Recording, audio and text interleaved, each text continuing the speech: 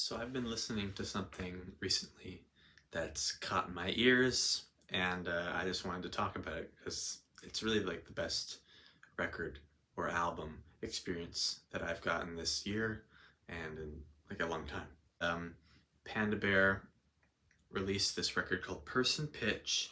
I don't know if you can see it on Spotify there, but Person Pitch in 2007. So this is an old record, but um, I discovered it this year, and so it has impacted me this year, even though it was released a long time ago, and I think I have something to say about it. It's a really magical piece of work, and uh, I'm disappointed that Anthony Fantano, who I respect, has not given this record its due. He thinks it's boring, and he thinks it does not deserve nearly the acclaim that it's gotten, and I completely disagree.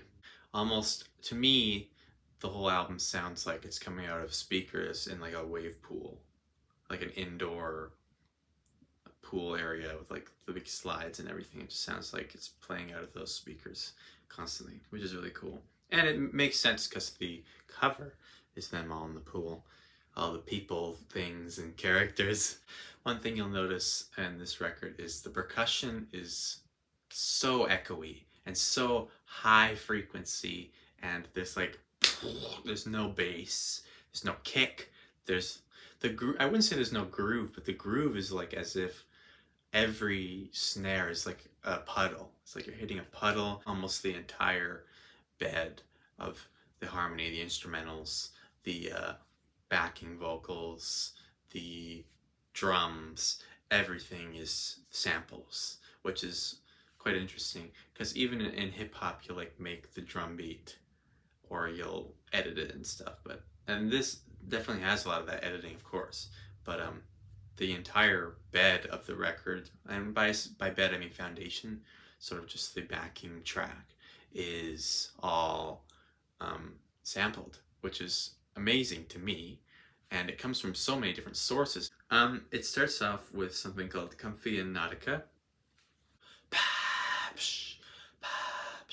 and then he comes in, try to tell me that you knew it. The lyrics in this album are not potentially what's the most important thing to me. I think they're interesting for sure and very nice, and they don't bother me.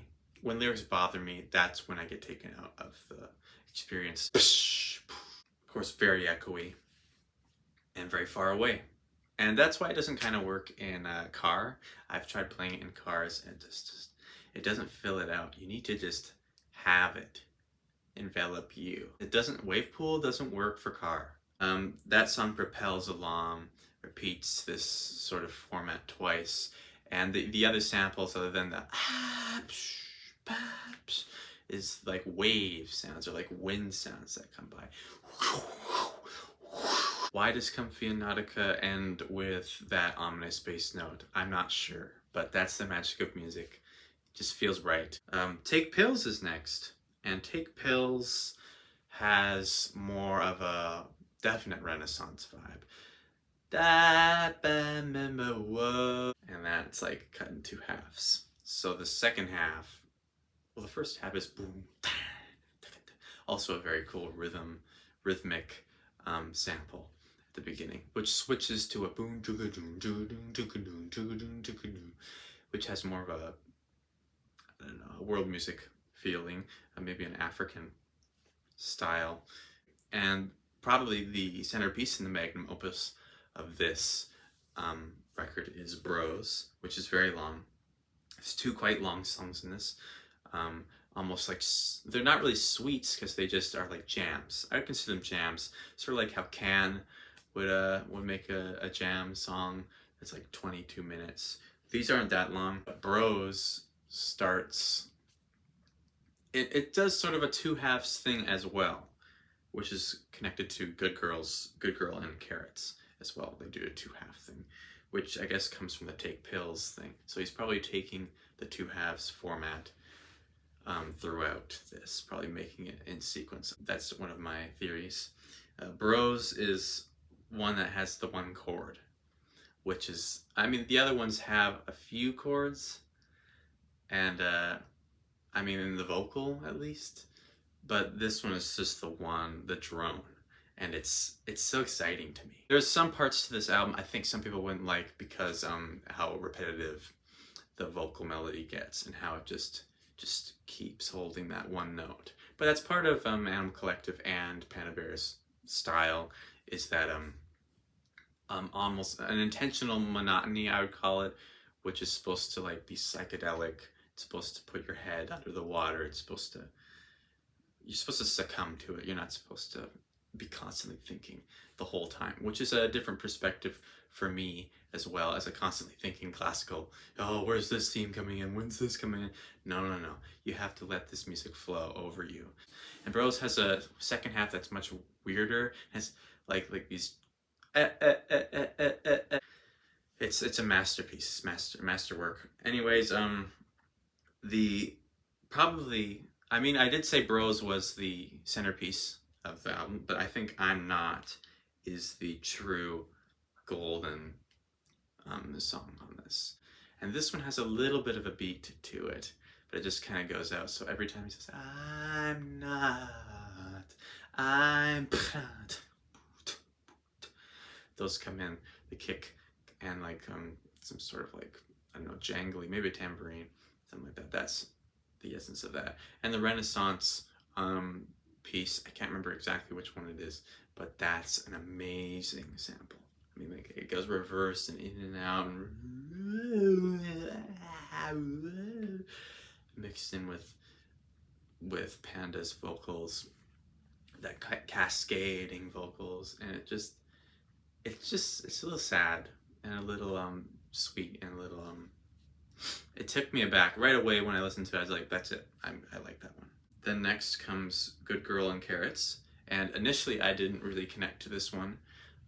I still have trouble remembering it because I think it has the most going on in terms of sections. It says that there's a slash after Good Girl and into Carrots, but I think that this is in 3 sections, this song. And I like the part where it says scab to pick at. I like that, and I like the ending. And it's sort of the similar feel to not like a mixture of Bros and Take Pills in that way. Search for Delicious is a nice departure from the rhythmic side. The rhythmic samples completely disappear, and it is basically just like reversed synth lines that just kind of fill the air, and with these nice, beautiful melodies that just float. And it's not the most popular song on the record, but it needs to be there. It just fills this, it gives you a break. And the last song, which is a perfect little ballad that has the repeated word, if my soul stops growing, my soul starts growing, one of the two there. And it's just so pretty. It's like Derek from Strawberry Jam from Animal Collective to me. It reminds me of that.